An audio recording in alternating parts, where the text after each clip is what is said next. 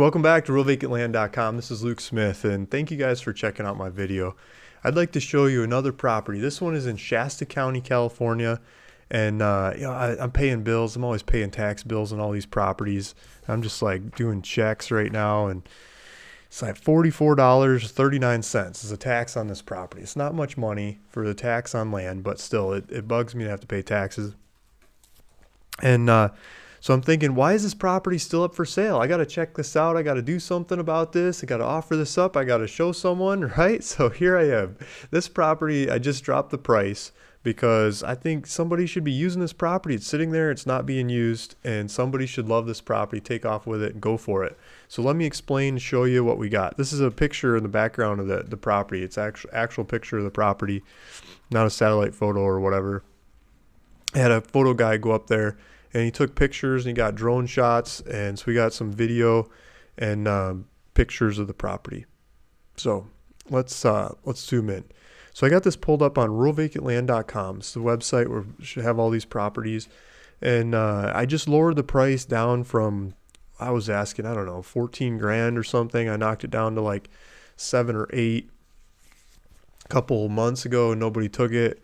And then, so I just knocked it down again to $5,999. And if we look at the market on this, I'll get to it in a little bit. I'll show you the property first. But if we look at the market on this, I want to call it the cheapest land in Shasta County that's not in a gated community. There's one of them that's a little bit cheaper that's in a gated community, a bunch of rules and regulations. This one's out in the middle of nowhere. You can do whatever you want to do kind of land. Don't quote me on that. Generally, you can do whatever you want to do, but there's still rules and regulations, but they're just not very well enforced out here. Let's put it that way.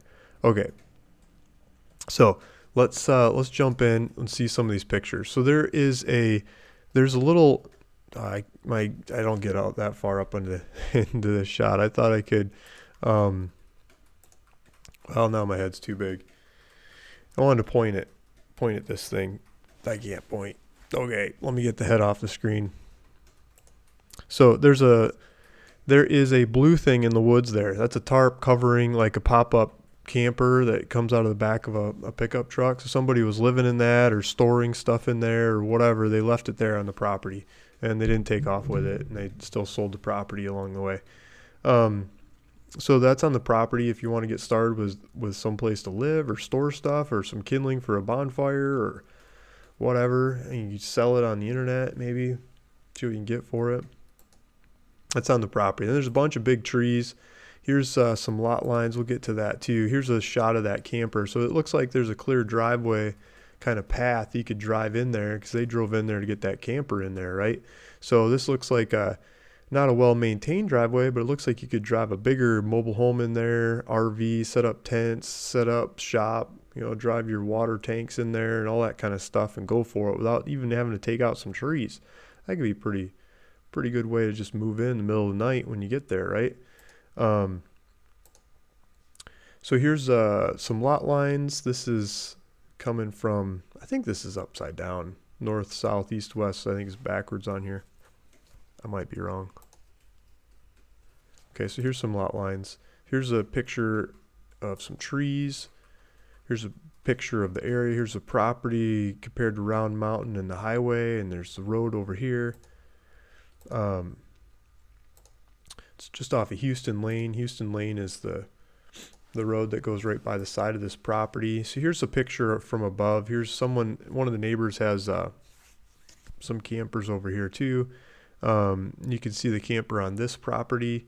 I think this is the driveway over here, the road over here maybe. Here's a shot of the trees. This was taken in the wintertime. You can see some snow on the ground. There's no snow right now. Snow out in the distance, snow around the area.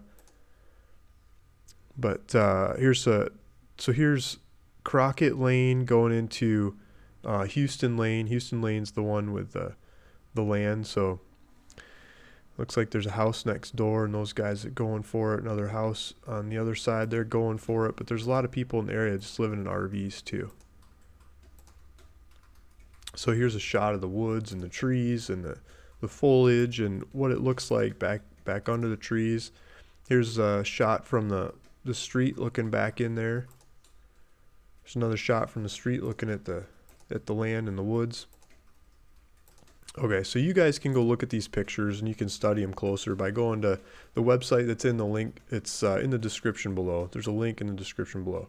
And then when you get there, there's this map. There's this interactive map. And I like using this map maybe because I spent so much time creating it. I'm proud of this map. So hopefully you guys get some enjoyment out of this map and go see where the property is. Click on this map. You can make it full screen. You can zoom in, zoom out. There's a stream over here. There's a power line over here. There's a road down here. So if we swap over to political, you can see this one's Phillips Road. Phillips Road down here is, that's got actual street view on it, Google Street View. So here's a shot of the turnoff. You got your mailboxes out here on Phillips Road. So you'd probably get assigned one of these mailboxes, U.S. Post Office. You pick up your mail on the way in and out of the neighborhood.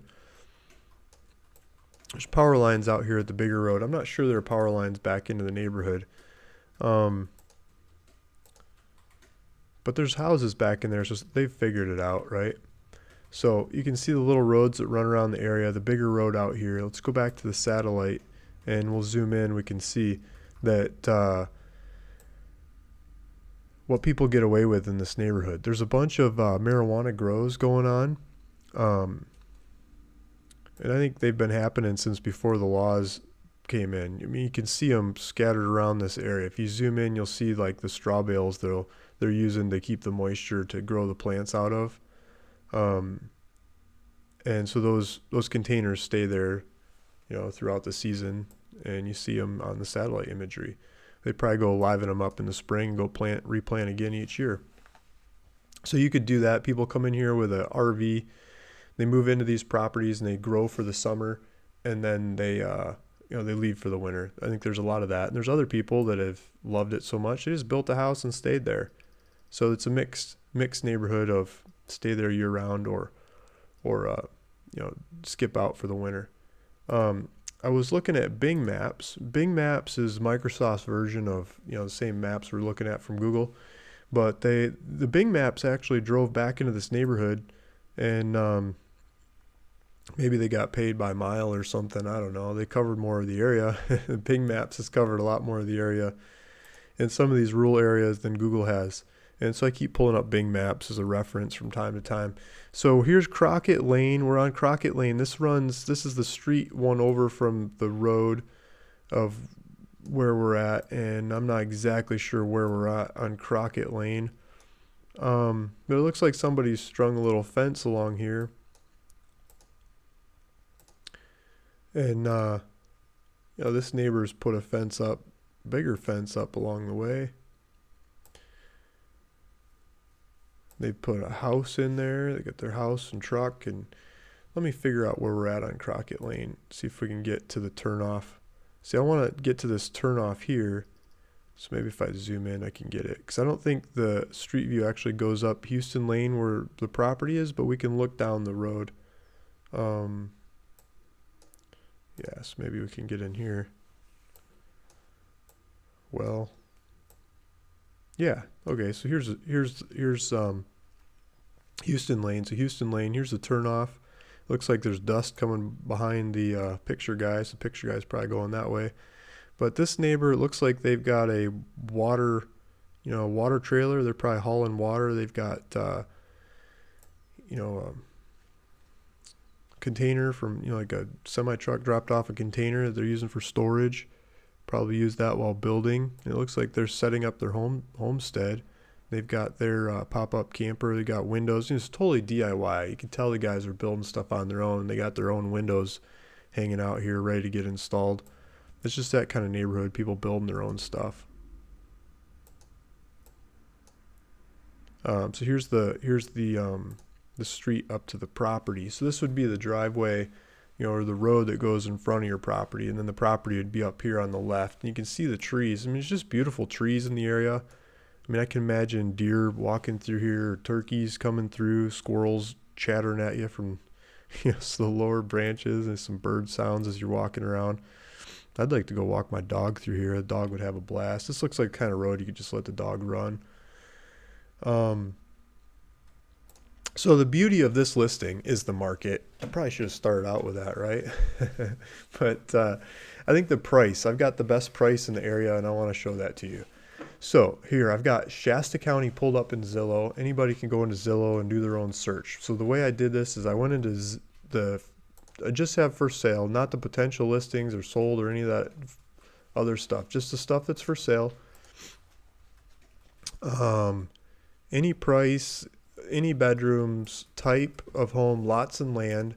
And I didn't do anything when it comes to the size of the land. So any size land in the whole stinking county of Shasta, anywhere in the county.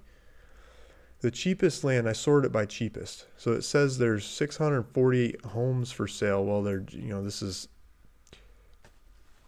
vacant properties for sale, I guess, in the county. The cheapest one is $5,000. And if we look at this $5,000 one, it's like a quarter of an acre. Mine is a little over 1 acre. So it's like 4 times the size. They're asking $5,000. I'm asking $5,999. So theirs is cheaper than mine, but it's a quarter of the size of mine. And it's in this gated community that probably has a whole bunch of rules. Gated community. I read gated community. My wife would, she would disown me if we bought a place in gated community. Like, that's not going to happen. Because all the rules and regulations that come along with that, it just doesn't work. So they've got, they talk about, the pool, private airstrip, community events, fishing, boating, kayaking, equestrian center, archery, campground, ball fields, courts. All that stuff sounds great, but they charge you for it. They're going to charge you and charge you and charge you. So that's just part of it. Some people love that. Great. That's your game. Go after that. $5,000, cheapest land in the county. The next cheapest one that's on Zillow is more expensive than mine. I'm asking $5,999. This one is $7,500, and it's a third of an acre. So mine is like 3 times the size of this one. This one looks like it's got a view. It might have something built on the property. Let's see. They don't really have much of any pictures. But yeah, so there's that one. Third of the size, an extra $1,500 more than mine. Here's the next cheapest one in the county. Number 3 is a quarter of an acre. So it's a quarter of the size of mine, $8,500. So it's a couple $1,000 more than mine. And it looks like there's a bit of a hill. It doesn't look like too much hill, but a bit of a hill. Yeah, so smaller and more expensive, and it just goes up from there. The prices go up. There's this crazy one here, $15,000 for 38 acres, but good luck getting there. It's like no access land. That one's been listed for a long time. I keep running into that ad. Here's a 1.25 acres. This is kind of what we're talking about. Or this looks like the same area. They're asking $17,000 for land like mine in the same area. So this is the same neighborhood, I believe. Pretty sure this is the same neighborhood. They're asking $17,000. So the cheapest one in the area of the one that I'm selling is $17,000. I'm asking $5,999. So I think that puts mine way out there, ahead of the competition as the cheapest in the county, cheapest in the area that's not in a gated community. So take a look at it. Hit the link below. Go look at the map. Look at the pictures. Drive out there. See if it's the right property for you. We'll go back to the website. There's a checkout link if you want to go for it. I just updated it. It's right over my head here. This way. Right here, this blue button. So buy it now. So if we click on that, if you want to go for it, if that's the right one, there's got these fields. My head's in the way now, but you get the idea. Got these fields, and it asks for the title information. What name do you want to own this property in? You and your kids, or you and your spouse, you and your company, your IRA, what do you want to? What name do you want to own it in? Put that in that box. The tax address, the next one, so you get the next tax bill. I don't have to pay the next tax bill. Put your tax information in there. I'm paying it off right now, so it'll be all paid up for you. And then contact information. Hit the contact information right there, and so I can contact you. If something is weird or goofy, or I don't understand your title when I'm trying to do the paperwork and make it happen, I'd like to contact you and say, hey, or I might just call you and say, thanks for buying the property too, right? And then click the button, hit next, and it starts asking for payment information. You can use your credit card, your debit card, or your banking account information, and you fill it out and it gets processed. I get the information from this first screen to do the paperwork, and I'll be doing it through the mail in Shasta County, so it'll take a couple weeks. I'll go get it notarized and shipped to the county for recording, and the county will mail you the deed that's recorded with all the stamps and numbers on it and everything. This is California, so I will need you to sign one tax form as the buyer. Simple one. I'll prepare that. You can do electronic signature, just click, and it basically says how much you paid for the property. I'll fill it all out and everything. Just click on it and they'll send that in. We'll get it recorded into your name. It's simple as that. It's a really easy transaction, and you gotta spend your time, money, energy making that property happen. So if this is the right one for you, click that buy it now button, go for it, go buy that property, and I'll start processing the paperwork. Thanks for listening. Thanks for watching. This is Luke Smith at ruralvacantland.com. If you want to see more videos like this, hit subscribe, and I'll keep presenting other properties along the way. Thank you guys. Bye.